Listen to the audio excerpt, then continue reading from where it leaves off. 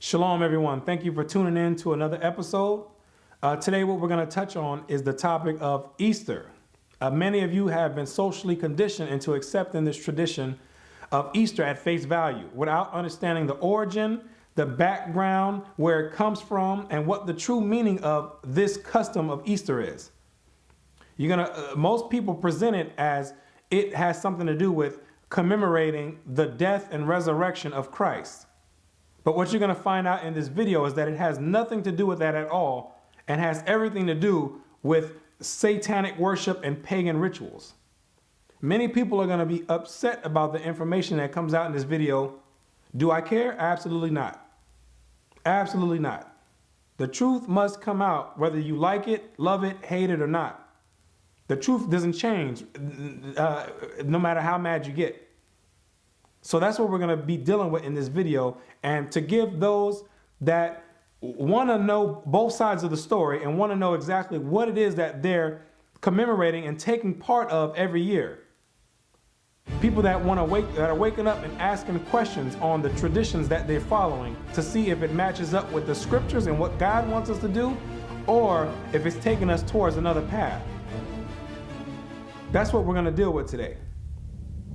I'm Brother Yerushalayim. This is the Bible Unlocked, the Easter Deception. Revelations 12 verse 9. And the great dragon was cast out, that old serpent called the devil and Satan, which deceiveth the whole world. So this is the verse you need to keep in mind as we go into this lesson, that the prophecy in the Bible says that Satan would deceive the whole world. And what you're going to find out is that the festival of Easter is one of the many tactics that Satan used to be deceptive throughout the entire world. See, the Christian church is still looking for this deception to happen sometime in the future. They're still waiting for this great massive deception to happen when they don't even understand that this deception has already happened. The deceptions start with you thinking that you're already not deceived. That's where the deception happens. There's layers to the deception. And this Easter celebration is one of these many deceptive tools that Satan has used to get people to go away from the Bible and to follow him instead of Christ or what the Most High says. The Two Babylons, page 93. The festival of which we read in church history under the name of Easter in the 3rd or 4th centuries was quite a different festival from that now observed in the Roman Church. The festival that you celebrate, known as Easter during the time of Christ, was not celebrated the same exact way that they do today. It had nothing to do with bunnies laying eggs and Easter rabbits. The celebration was known as the Passover, something totally different, and it's going to explain in here, and it was never called Easter. Follow me. And at that time was not known by any such name as Easter. It was called Pasch, or the Passover. It was called what God told it to be called back in Exodus, the Passover, not Easter.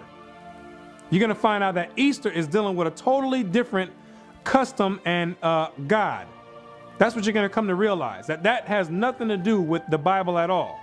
And though not of apostolic institution, was very early observed by many professing Christians in commemoration of the death and resurrection of Christ. And the Passover, in the correct context, was celebrated during the time of Christ by many of the Christians that follow the teaching of Christ.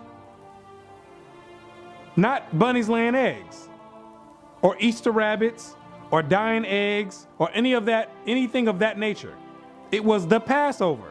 Socrates, the ancient ecclesiastical historian, after a lengthened account of the different ways in which Easter was observed in different countries in his time, i.e. the 5th century, sums up in these words. Socrates, who was a 5th century Christian church historian, went around and did his research and found out that this custom of Easter is being celebrated all throughout the world. Let's find out what else he found. Thus much already laid down may seem a sufficient treatise to prove that the celebration of the feast of Easter began everywhere more of custom than by any commandment either of Christ or any apostle. Socrates, the Christian historian, found out that this Easter celebration has nothing to do with Christ or God or the Bible.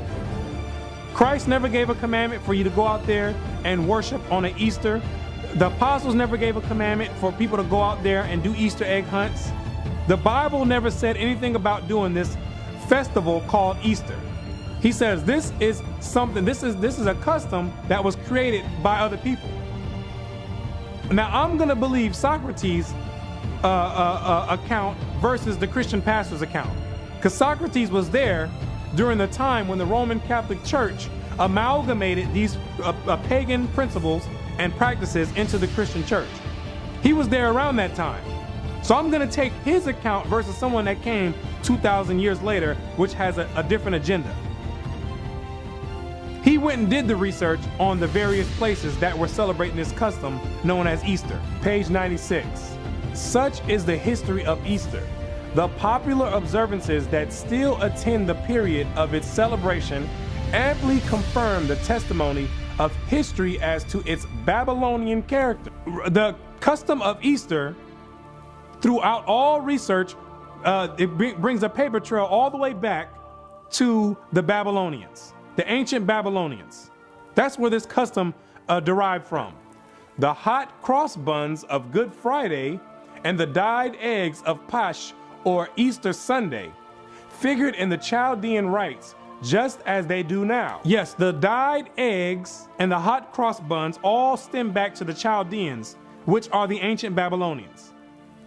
That custom goes all the way back to ancient Babylon. There's nothing new under the sun. The ritual was picked up and it made its way all the way down to the Roman Empire. And the Roman Empire, when they came and took over the Americas, they implemented it in with the rest of the pagan customs in Christianity. They didn't just wake up. I mean, the eggs just didn't pop up out of nowhere. They didn't say, they didn't just wake up one day and say, you know what, we know this Easter has to do with the resurrection and death of Christ, but you know what, we're just going to add some eggs in there. I like the way they look. I'm just going to go ahead and add a few eggs in there. No, it has an origin. It has a history. They're just not going to tell you what it is, because you're going to find out that you're worshiping Satan. They're not going to tell you what it is. And most of you probably don't care, too lazy to do your own research. And guess what? Satan and the hierarchy, they like people like you. You're the ones they want in their society. The ones that's going to just go with the flow and eat up everything that they feed to you. They love people like you. That's a slave mentality. The buns, known too by that identical name, were used in the worship of the Queen of Heaven, the goddess Easter, as early as the days of Cecrops, the founder of Athens. That is 1,500 years before the Christian era. 1,500 years prior to when Christ stepped foot on the scene, they was already celebrating Easter bunny laying eggs. Let me say it again. 1,500 years prior to Christ stepping foot on the scene, they were already celebrating Easter bunnies laying eggs. They was already dyeing eggs. They were already dealing with Easter bunnies. This is nothing new. This is nothing new. When we were still in captivity in the land of Egypt, they were already celebrating the Queen Mother of Heaven, which is what this is dealing with. The Queen Mother of Heaven, beginning with Semiramis in ancient Babylon. They were already dealing with this custom. So when Christ was on the scene, people were already doing their Easter bunny egg hunts.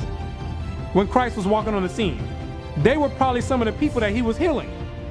People that fell off into that custom. So this Easter bunny egg concept has nothing to do with Christ, his death, or his resurrection at all. It's all a play on your emotions to have you believe that you're doing something that's commemorating Christ, but really what you're doing is worshiping the Queen Mother of Heaven. And we're going to get more information about this Queen Mother of Heaven, so you know exactly who it is you're paying homage to. And this custom was being done during the time of Jeremiah. This is nothing new. Jeremiah was dealing with the same people as today, dealing with this Queen Mother of Heaven worship. He was dealing with that during that time. Let's get the account out of the Bible with Easter going on during the time of Jeremiah, the Babylonian captivity. Let's find out. Jeremiah 7 verse 18. The children gather wood. The children go to the store to go ahead and get the coals. This is what they do today. It's going to be the same exact thing they were doing during the time of Jeremiah. The children get sent out to go ahead and go to the store with a few dollars to go pick up the coal. Go ahead and pick that up. And the fathers kindle the fire. And the father is outside with his chef cape on, getting ready to kindle the fire for the barbecue. That's what he's outside doing. That's what the father's outside doing. For when the kids bring the coal, he's getting the barbecue ready, getting the grill ready.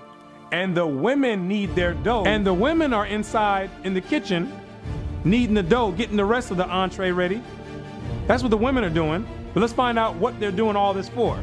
To make cakes to the Queen of Heaven. To eat dinner on Easter Sunday to the Queen of Heaven. Same exact thing. To bake cakes to the Queen of Heaven. That's what they were doing back then, and that's what they're doing today. You get your whole feast ready for your Easter Sunday to bake cakes to the Queen of Heaven. Let's get more. And to pour out drink offerings unto other gods, that they may provoke me to anger. That you are provoking the Most High to anger when you're sending up these hot cross buns to other gods, to the Queen Mother of Heaven. Pouring out your drink offerings to the Queen Mother of Heaven on your Easter Sunday. Because that's what you're essentially dealing with. The Queen Mother of Heaven, not the Most High. When you're sitting there on your Easter Sunday dinner, thinking that you're sending the savor up into the skies for the Most High to smell, he's not accepting that. Because he knows that's going to the Queen Mother of Heaven, which we're going to find out who exactly this Queen Mother of Heaven is. The hot cross buns are not now offered, but eaten on the festival of Astarte. The festival of Astarte, which is another name for Easter. That's who you're sending your hot cross buns up and all the rest of the meal that you prepared. Not to the Most High, you're sending it up to Astarte. Let's find out who this Astarte is, so we can be clear on what you're doing on this Easter Sunday when you're gathering all your kids together, cousins, nephews, uncles, aunties, little babies, all of old grandma. Let's find out exactly what you're doing and who you're sending this up to. That's what we're going to get ready to find out. Zondervan Bible Dictionary. Ashtaroth. Astarte. Ashtaroth is plural of Ashtoreth, name of any of the fertility goddess of the ancient Near East. Babylonian, Ishtar. The Babylonians called the Queen Mother of Heaven, which is what you're worshiping on Easter Sunday. The Babylonians called her Ishtar.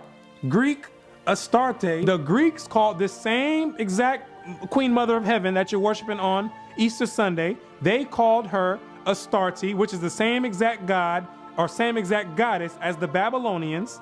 In Canaan, a consort of El, Baal. And in Canaan, this Astarte or Ishtar is the consort of El or Baal, which means that she is the consort, which means she is the wife of Baal. So the Queen Mother of Heaven is the wife of Baal. Now we need to find out, who is this Baal? Let's get a little bit more detail. Who is this Baal? Is this that she's the wife of? Or she's the wife to? Who is this the wife to? So you can find out what you're dealing with on this Easter Sunday. Baal Zebub. Baal, or Lord of Flies, name under which Baal was worshipped by the Philistines of Ekron. There can be little doubt that Beelzebub is the same name as Baal-zebub. So Baal, which is what the name was in the Old Testament, in the New Testament you're going to see Beelzebub. You'll see Baal-zebub and Baal in the Old Testament, but in the New Testament they call him Beelzebub. So we need to find out exactly who this Beelzebub is according to the Bible, to see what demon you're dealing with on Easter Sunday. Follow me. Matthew 12 verse 24.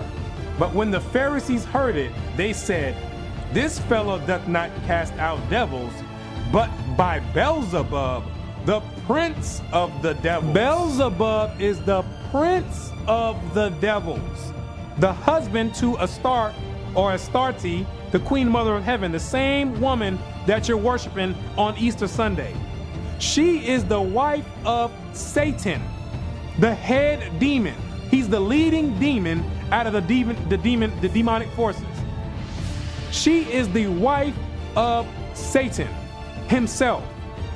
This is who you're pouring out your drinks, and your hot cross buns are being offered to the queen mother of heaven, the wife of Satan. This is what you're dealing with when you have your kids in there on your Easter Sunday dinner, all getting together in one big family in unison, getting ready to send up the whole meal, thinking you're sending it up to the Most High when you're sending it straight up to Satan's wife.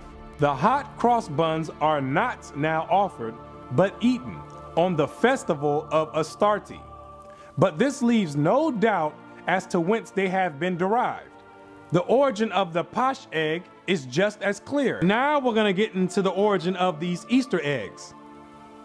Because like I said, a lot of you think they just popped up out of nowhere. No, there's an origin to everything. There's a method to all the madness. And he says that it's just as clear. Meaning you can trace the customs back to where they come from. All you have to do is go through different civilizations and find out what they're doing. You can say, okay, now we see where this custom comes from. The ancient Druids bore an egg as the sacred emblem of their order. Ancient Druids, which were the inhabitants of Europe in the land of Britain and Gaul and in Ireland, they were the ones that they were also dealing with this Easter egg. Let's find out who else was dealing with it. In the Dionysiaca, or Mysteries of Bacchus, as celebrated in Athens, one part of the nocturnal ceremony consisted in the consecration of an egg. The ancient Greeks were dealing with the consecration of an egg. They were dealing with the bunny rabbits laying eggs. And it had nothing to do with Christ. Trust me. Nothing to do with Christ, his death and his resurrection, because this is way before Christ.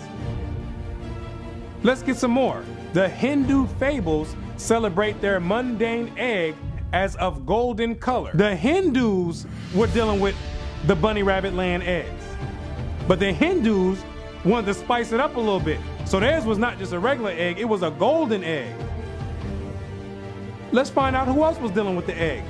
The people of Japan make their sacred egg to have been brazen. Japan was dealing with an egg. We didn't went all the way to Japan to find people dealing with eggs in pagan rituals. Let's get some more. In China, at this hour, dyed or painted eggs are used on the sacred festivals. Even as in this country, China was even getting it in with the eggs. China, if you know anything about China, China is one of the most atheist countries in the world. They were dealing with an egg. They don't believe anything about Christ. A great deal of the people in that country. Pagans, atheists, they were dealing with an egg. Just like Socrates says, when he went around and did his research, he found out that this custom is in a variety of different places. And it had nothing to do with a commandment from Christ or the apostles. In ancient times, eggs were used in the religious rites of the Egyptians and the Greeks and were hung up for mystic purposes in their temples. From Egypt, these sacred eggs can be distinctly traced to the banks of the Euphrates. The banks of the Euphrates is going right back to ancient Babylon, where it all started, under Nimrod and the Tower of Babel. The same customs were taken from the Tower of Babel when the Most High split the tongues and he spread out the rest of the nations. They took their customs with them and they all went, that's why they're all similar. And the egg was definitely part of the Babylonian custom, which spilled over into Egypt, and then into Greece, and then into Rome, and then from Rome all the way over here to America. Same exact custom, just different faces and different characters used to cover it up. The classic poets are full of the fable of the mystic egg of the Babylonians, and thus its tale is told by Hyginus the Egyptian, the learned keeper of the Palatine Library at Rome. Now we're getting ready to find out where exactly did this legend of this egg come from?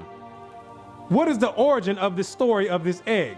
So we can find out what you're dealing with on Easter Sunday when you got your kids out there doing Easter egg hunts. In the time of Augustus, who was skilled in all the wisdom of the native country, an egg of wondrous size is said to have fallen from heaven into the river Euphrates. So the legend is that an egg of wondrous size, some massive egg, all of a sudden came down out of heaven and fell into the river Euphrates. This is where the egg come from. Let's get some more. The fishes rolled it into the bank where the dove having settled upon it and hatched it. The fishes rolled it out of the water and put it on the bank where the dove came, sat on it, and hatched it. Now let's find out what happened when the dove hatched it. Who managed to pop up out of this egg? Out came Venus. Out came the devil's wife. That's who Venus is, Astarte, same exact goddess. Out came the devil's wife, who afterward was called the Syrian goddess, that is Astarte. Hence, the egg became one of the symbols of Astarte, or Easter. This is where you get your Easter bunny laying eggs at. It became a symbol of Easter, or Astarte, worshiping the Queen Mother of Heaven, Satan's wife.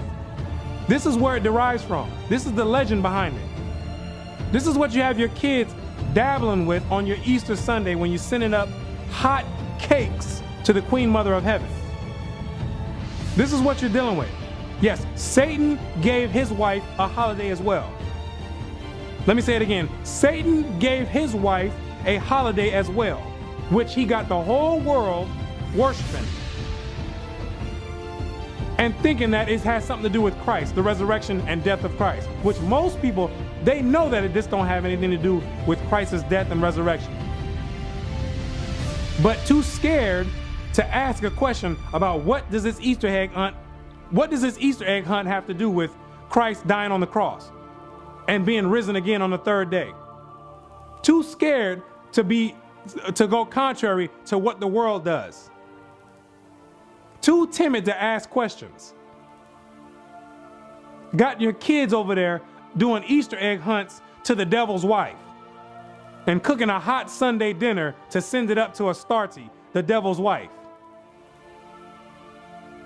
This is how Satan deceived the whole world. And accordingly, in Cyprus, one of the chosen seats of the worship of Venus, or Astarte, the egg of wondrous size was represented on grand scale. On a grand scale, all the way back then, 2,000 or 1,500 years prior to Christ, and all the way 2,000 years after Christ. On a grand scale, got your kids in churches on Easter Sunday sending hot cakes up to the Queen Mother of Heaven. Yes, I said it. Hot cakes. I'm going to keep saying it. Got your whole Hawaiian rolls, lemon meringue pies, got them all getting ready to get sent up to the Queen Mother of Heaven, Satan's wife, Satan's consort, Beelzebub. That's what you're dealing with on your Easter Sunday. That has nothing to do with Christ, is his resurrection or death. It's on a grand scale. And it's a tradition that most people do not want to let go because to them it feels good inside. They feel like they're doing something right for the kids. Well, guess what? That's what Satan wants you to believe. Satan deals with emotions. The Most High is not dealing with emotions. He's dealing with laws and commandments, what he told you to do and what he told you not to do. You want to deal with emotions? Satan is right there for you, caressing every single emotion and having you rationalize in your mind that it's okay to do Easter, even though you know it don't have anything to do with Christ and his resurrection. The Two Babylons, page 97. Now the Roman church adopted this mystic egg of Astarte and consecrated it as a symbol of Christ's resurrection. Guess who's in charge of your Easter bunny laying eggs? Yes, the Roman Catholic Church, the Roman pagan church, who has always been pagan from the foundation. Anything that has to do with Roman doctrine always has to be looked at with skepticism. They're the ones who took this concept of the egg and say, you know what? We're going to make this egg, which we know is going towards the Queen Mother of Heaven, Satan's wife, we're going to trick the people and make them believe that this egg has something to do with Christ's death and resurrection. Absolutely. Because during that time, Christianity, the doctrine of Christ, was on an uprise. The Romans had to find something. The Romans couldn't control it. So if you can't beat something, what do? You join it. And they did a great job in joining it. They did more than join it. They joined it, then took it over and cooked and kicked the true Christian doctrine out. That's what the Romans did. They wiggled their way inside the Christian doctrine when the Gentiles were able to get grafted in. This is how they repaid the Most High. By taking out his feast days and replacing it with Satan's feast days. Easter being one of them. The first 7 ecumenical councils, page 68. In the second declaration, the bishops ruled that Easter should be celebrated at the same time throughout the empire. This is during the Council of Nicaea. It wasn't some political party that came and said, you know what, we're going to institute Easter. It was the Roman Catholic Church, the bishops, who said, we're going to make this part of the Christian doctrine. We're going to take this pagan holiday because we know that the Roman citizens don't want to let it go.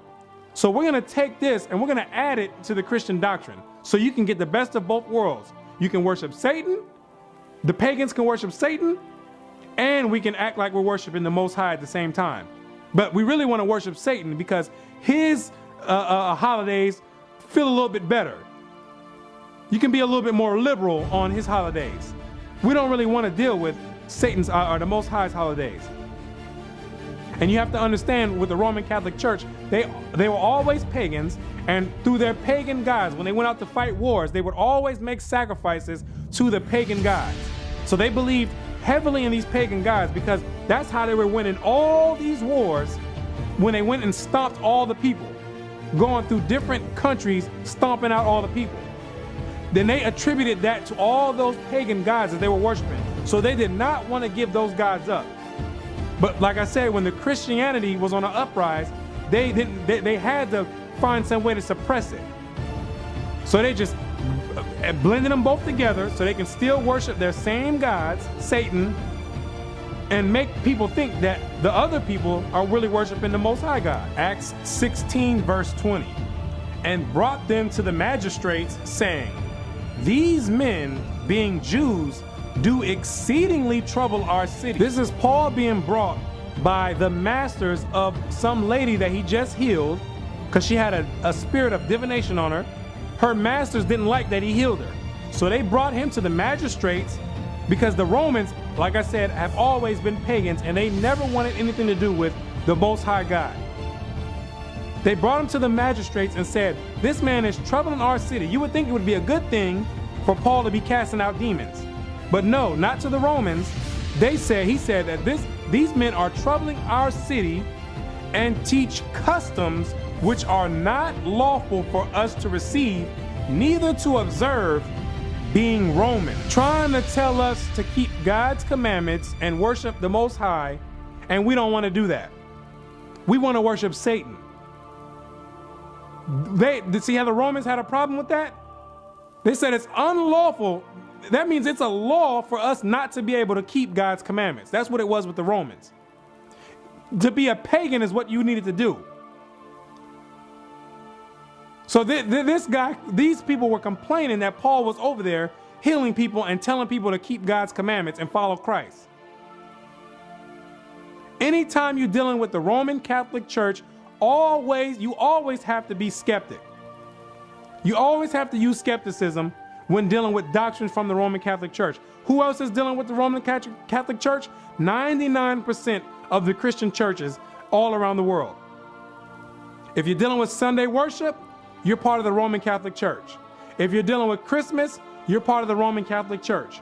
If you're dealing with Easter, you're part of the Roman Catholic Church. If you're dealing with any pagan religion, if you're dealing with the laws are done away with, you're dealing with the Roman Catholic Church. You're part of the Roman Catholic Church. You're an offspring of the Roman Catholic Church. No matter how many ways you want to slice it and dice it, those doctrines come from the Roman Catholic Church. They come from the Roman Catholic Church. If you believe in a virgin birth, that Christ didn't have a mother and a father, you're part of the Roman Catholic Church. Always use skepticism when dealing with those doctrines, and do further research, and get out of a slave mentality. Now, some of you may be confused because when you read the Bible, you're going to run across one passage that says the word Easter. This is the only passage in the entire Bible that says the word Easter. So what we're going to do, I'm going to show you exactly how they injected the word Easter to make you believe that that is what they were practicing during the time of Christ. And the apostles and all the other disciples were dealing with Easter as you know it today. Follow me. Acts chapter 12, verse 3. And because he saw it pleased the Jews, he proceeded further to take Peter also. Then were the days of unleavened bread. At this time is the feast of unleavened bread, which is part of the Passover. Keep this in mind. This is the feast of unleavened bread that's going on, and watch how they're going to smoothly inject the word Easter into the scriptures to make you think that Easter and the feast of unleavened bread are synonymous. But we're going to go deeper into the scriptures and into the translation to find out what word is really there. And when he had apprehended him, he put him in prison and delivered him to 4 quaternions of soldiers to keep him, intending after Easter to bring him forth to the people. Now you see that they put the word Easter in there. They injected the word Easter in there, so when someone reads it, they're gonna believe, okay, you know what, I guess I am supposed to be doing Easter bunny egg hunts and chocolate covered eggs. I guess I am supposed to be doing that because they were doing it in the Bible. Right, that's to someone who does not do any research. That's the point of them slipping it in there. Because they know that a slave is not gonna do any further research. You're gonna take everything at face value and you're not gonna double check anyone's work. They put this in here purposely to give someone a reason to justify worshiping the Queen Mother of Heaven, Satan's wife, and give you a reason to do it. Now let's go to the Greek, which it was written in, and find out what does the Greek word say. Let's find out if it's talking about Easter bunnies laying eggs or if it's talking about the Passover, the Feast of Unleavened Bread. Let's find out. Strong's G3957. Pascha, the Paschal Feast. The feast of the Passover. No, bunnies laying eggs. The Passover. No, worshiping the Queen Mother of Heaven. The Passover. The feast of the Passover, ladies and gentlemen. The Passover. This Greek word has nothing to do with Easter Sunday. Satan deceived the whole world. Yes, Satan has his hands in all types of different venues. You must be doing your own research to find out what words are here, what words are there. You cannot trust anyone when it's dealing with your soul salvation. Especially not a pastor that's set up by the Roman Catholic Church who's just going to regurgitate things over and over again and not tell you that, you know what we're doing is wrong on Easter Sunday. We're not supposed to be sending up cakes to the Queen Mother of Heaven. We're not supposed to be doing that. When you're dealing with your soul salvation, you have to seek it out. Now, this Greek word was used 29 times in the New Testament. Each time it was used, it always said the word Passover. Always said the word Passover. Like I said, Satan only needed to inject it in there one time to get your mind away from what's going on. To allow your mind to justify worshiping him, because he can care less if you worshiping him unaware or if you worshiping him on purpose. He can care less. Long as he can get you out of doing what God says, he's in the right mode.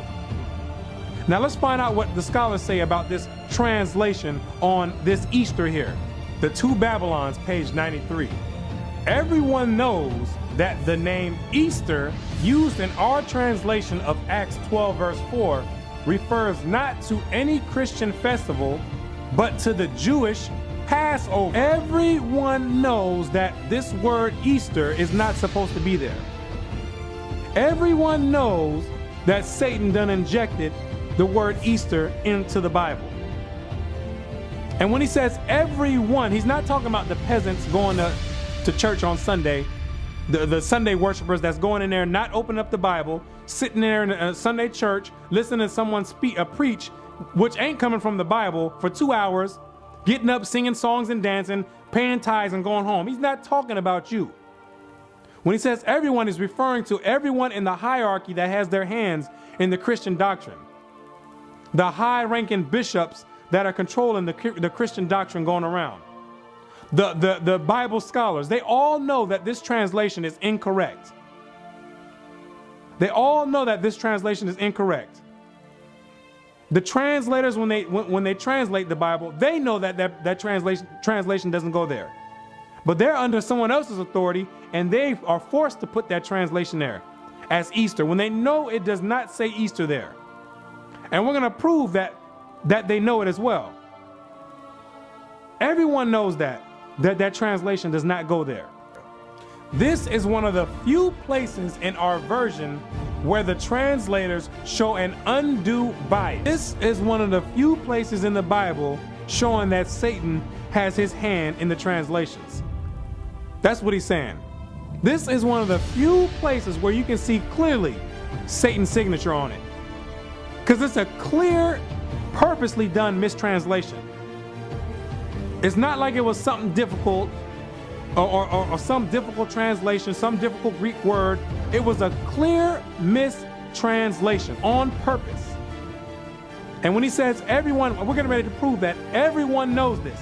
All your Bible scholars, all the top bishops, the Roman Catholic Church, they all know that word Easter does not go there. But remember, Satan is controlling the whole thing.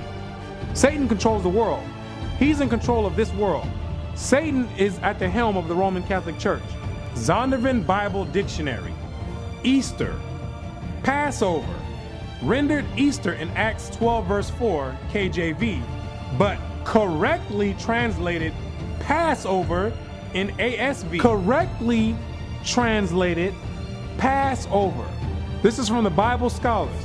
Correctly translated Passover in the ASV. Knowing and showing that the scholars know that does not go there. But they're going to continue putting that word Easter there because of the powers that be. In order to maintain power in this current world, you have to be dealing with Satan, because Satan is the prince of this world. As soon as you start trying to go to righteousness, referring to the hierarchy, Satan is going to move you out of the way, and he's going to lift someone else up who's going to do his job. So in order to maintain the high status, they have to continue pushing Satan's agenda in order to keep global power. That's what this is going into. Now, let's deal with the main premise that the Roman Christian Church uses to justify their Easter Sunday worship. It relies off of the premise that Christ rose on a Sunday, hence Easter Sunday. Now we can commemorate the resurrection of Christ because it happened on the first day of the week, and now we're justified for doing it.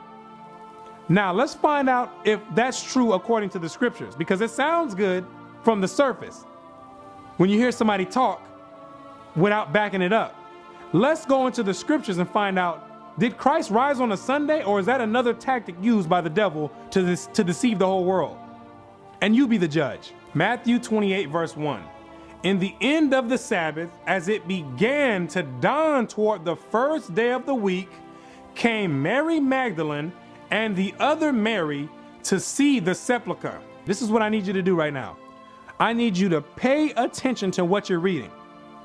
Shake off the religion and pay attention to what you're reading.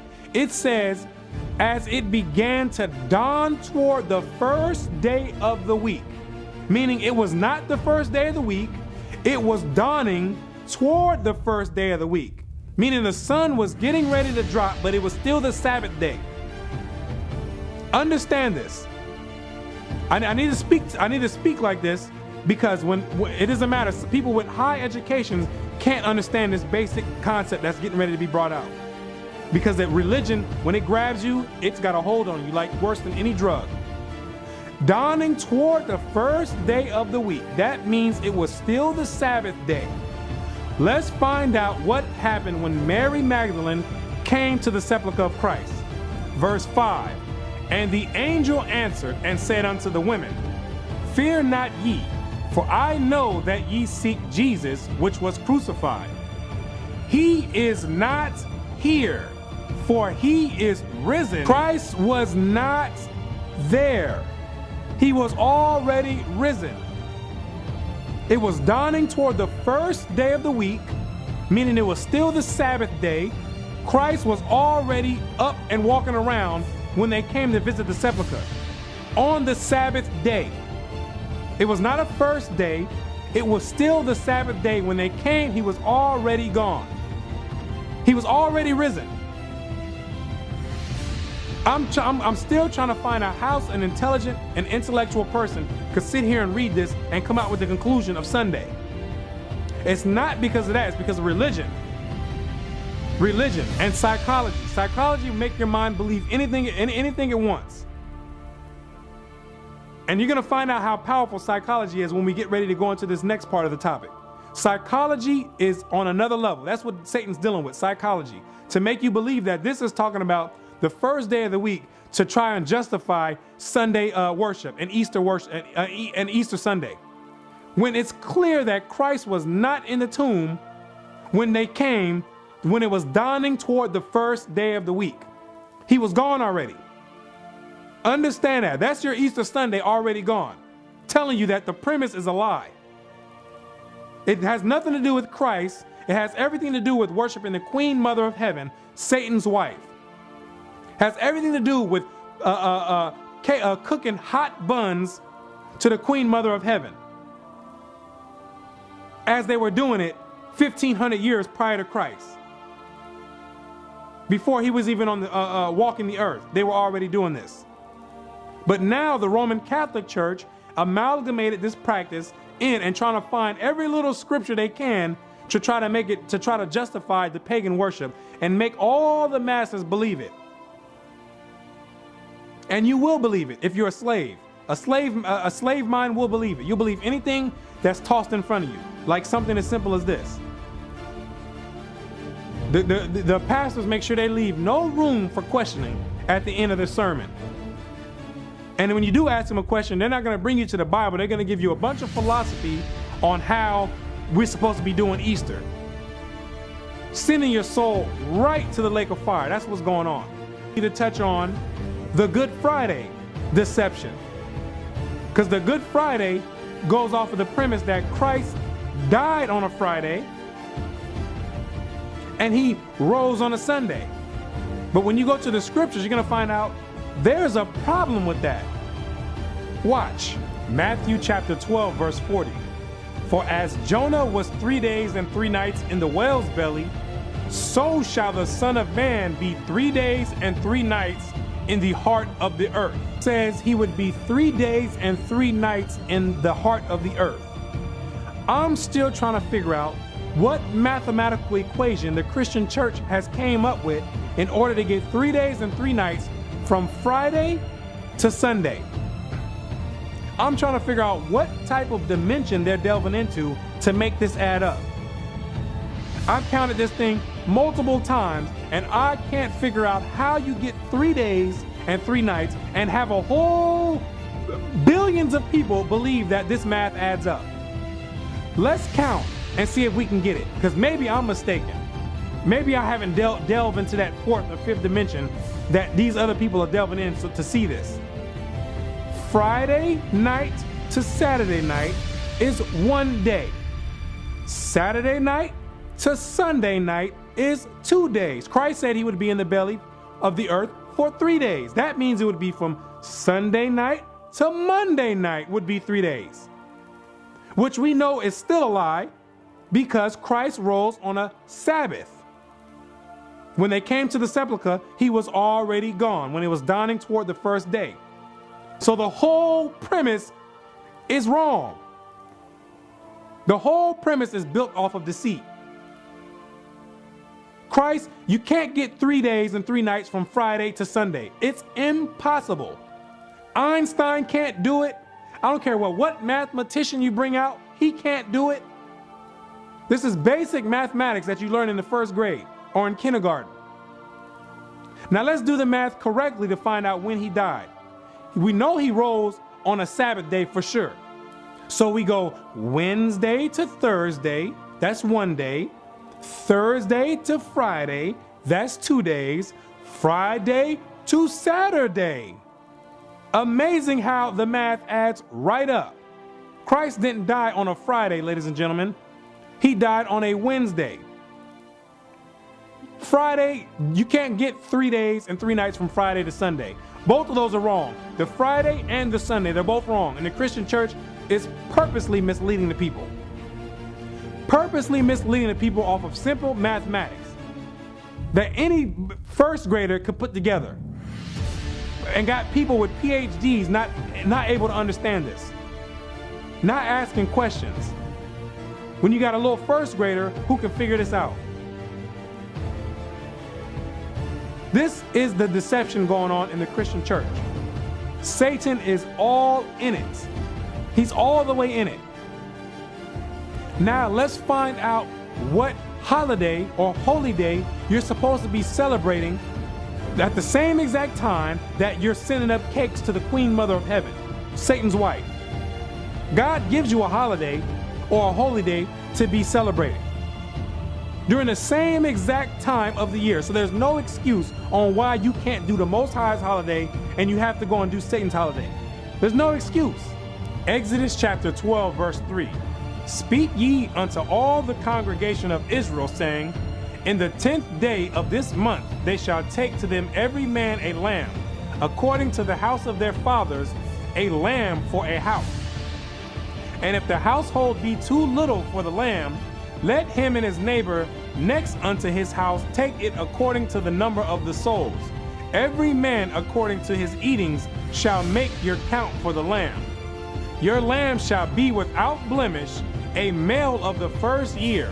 Ye shall take it out from the sheep or from the goats, and ye shall keep it up until the 14th day of the same month. And the whole assembly of the congregation of Israel shall kill it in the evening. And this is going deep right here, because Christ was the Passover lamb and he was without blemish. All this is going in, this is all leading up to Christ. But most people don't even understand this. This is a whole lesson in itself, so I'm not going to go too deep in it. But Christ was the lamb without blemish. He was the sacrifice, the Passover lamb that was sacrificed.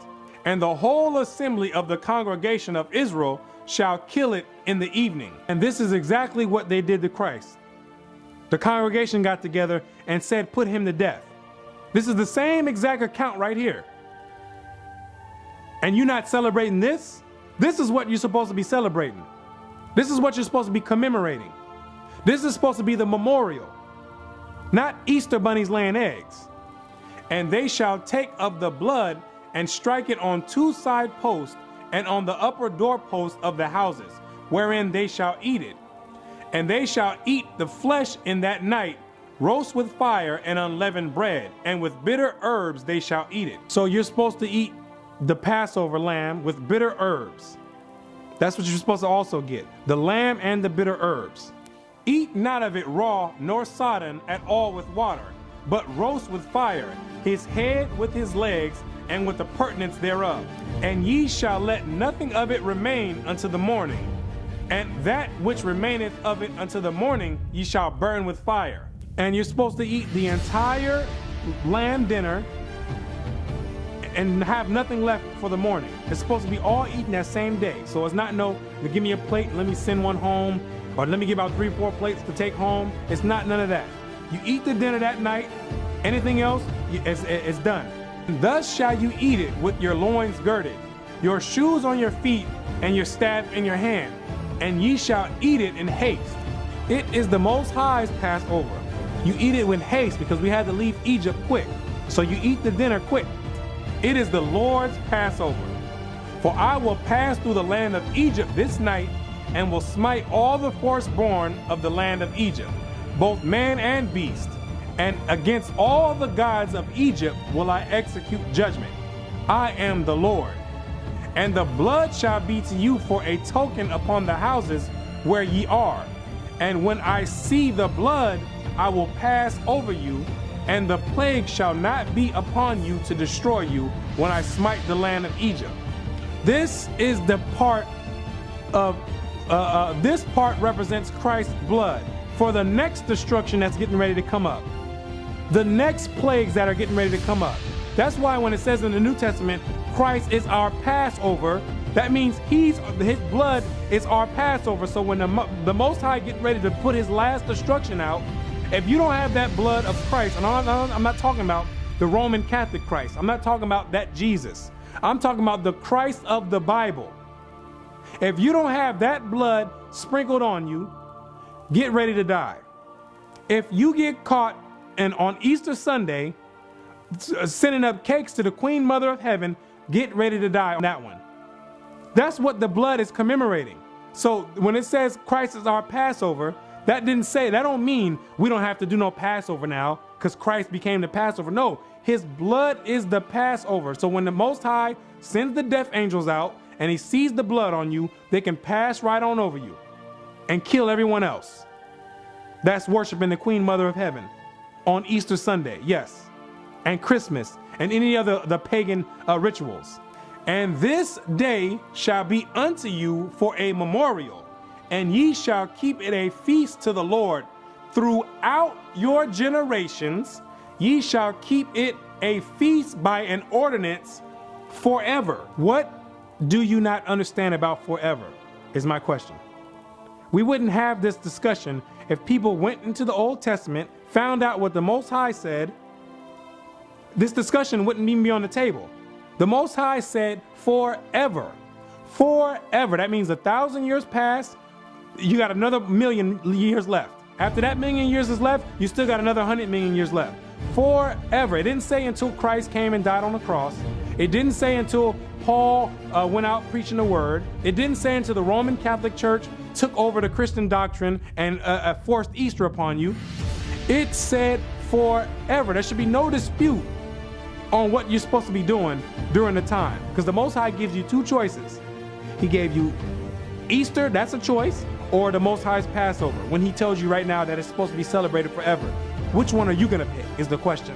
I can't pick it for you. The Most High is not going to pick it for you. 7 days shall ye eat unleavened bread. Even the first day ye shall put away leaven out of your houses. On the first day, you're supposed to take leaven out of your houses. Leaven is yeast. Anything that's a rising agent is supposed to be taken out of your house.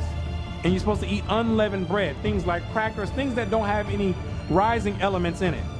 You eat that. I mean, you can eat other things, but you can't have anything with yeast and rising agents in it. Of course, you can eat your regular meals, your chicken, your beef. You can eat whatever else you want, but nothing with a rising agent in it during the 7 days of unleavened bread. This is the Most High's feast. For whosoever eateth leavened bread from the first day unto the 7th day, that soul shall be cut off from Israel. And if Christ return and it's a Passover, and he catch you slapping your lips on leavened bread, you're gonna die. Let me say it again. If the Passover happens and Christ returns during the time of the Passover, and he catch you slapping your lips on leavened bread, you're gonna die. This judgment will come to pass, absolutely. Because you won't be covered with the blood anyway. You're gonna be off doing your own thing. Worshiping the goddess of star, the Queen Mother of Heaven. You're gonna be doing that, worshiping, doing Christmas. That's what you're gonna be doing. So you're not gonna have the blood on you anyway. And in the first day, there shall be an holy convocation. And the first day of the Most High's feast, not Satan's feast, the Most High's feast is a holy convocation. You know the same exact thing you do on your Easter Sunday when you get together with all the church to send up hot buns to the Queen Mother of Heaven? Yes, for the Most High's feast is a holy convocation. You get together with your family, get together with a congregation, you get together, the same exact thing that you're doing for Satan, just you do it for the Most High. That's the difference.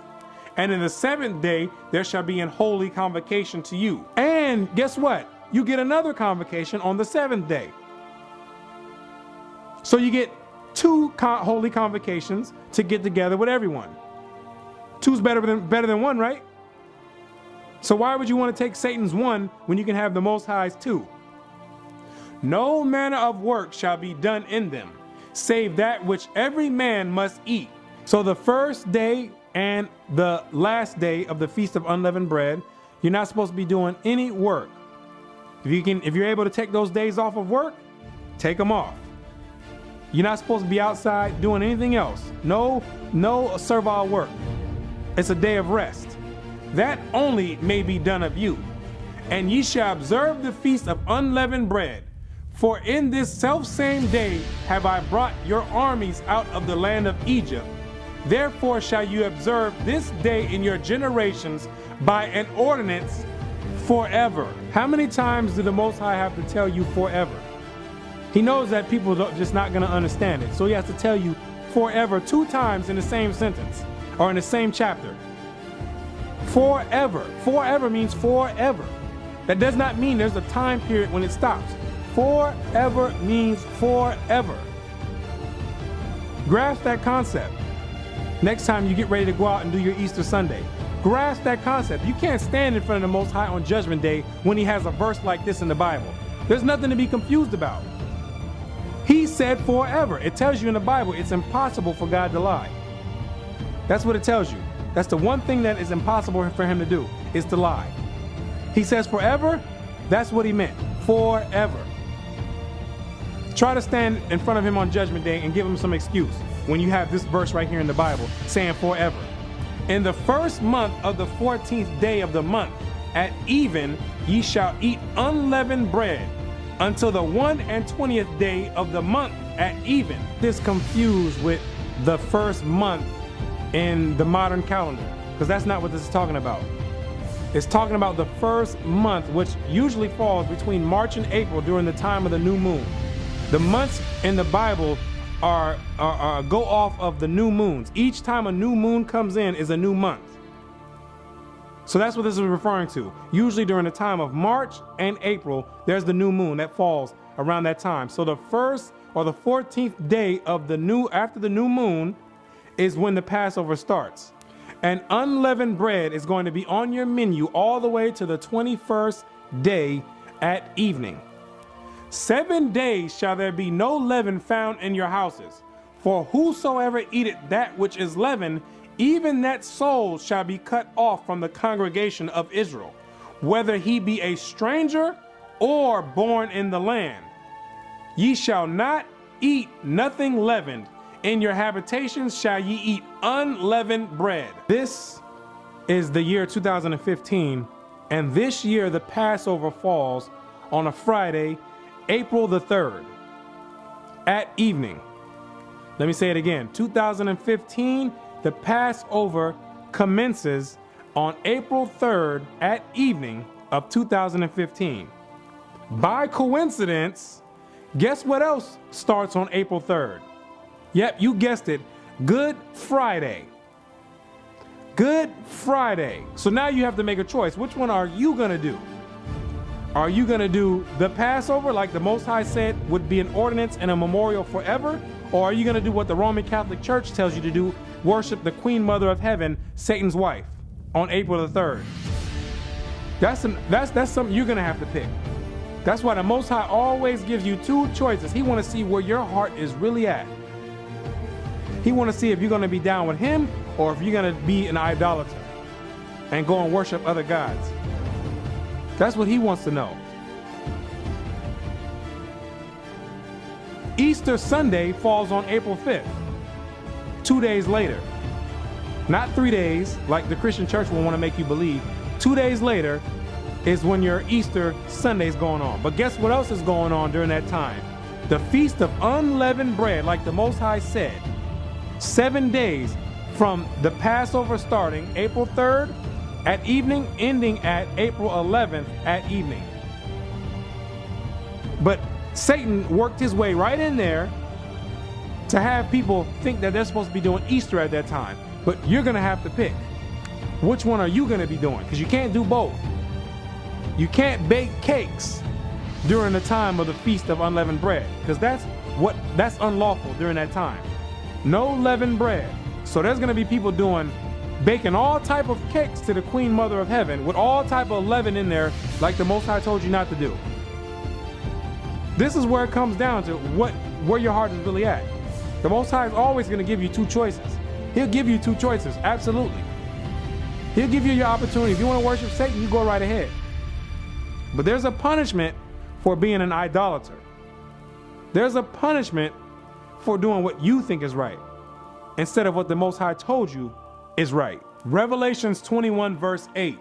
But the fearful and unbelieving and the abominable and murderers and whoremongers and sorcerers and idolaters, people that's worshiping on Easter Sunday, sending cakes and prayers up to the Queen Mother of Heaven on Easter Sunday. All idolaters, Christmas worshipers, all idolaters, man, they all in this list. And all liars shall have their part in the lake which burneth with fire and brimstone, which is the second death. This is where life-changing decisions are made. When truth comes out, this is how you find out what someone's really about. If they truly believe in the Bible, which most people don't, or if they just covering it up to use as a cover-up for the other gods that they really want to worship. This is where you find out right here. And you're going to find out most people are not down with the Most High God in the Bible. That's why it tells you a remnant shall be saved. Most people don't understand what a remnant means. They don't understand that. They're going to get caught as a thief in the night. Whoever's not on guard, taking things at face value and not doing your backup research. You got to understand that this is your soul salvation. This, you're only here on earth for 70, 80 years if you're lucky. After that, you gotta deal with eternity. Eternity is a very long time. And if you want to be in this hot lava lake for eternity, by all means, continue worshiping the Queen Mother of Heaven and have fun doing it. I'm telling you, you better live it up. Live it up. And don't look back. Because you're going to have a lot of looking back to do in that lake of fire.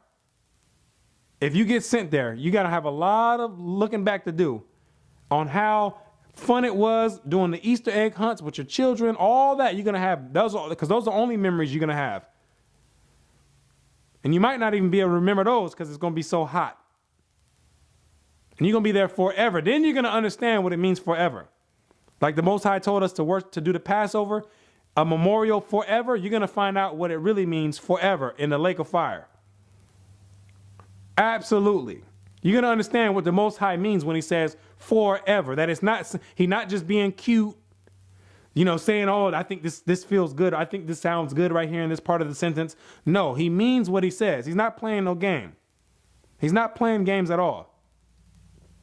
That's why it says he commands all men to repent and turn from the wickedness. He winked in ignorance, and now he commands all men to repent.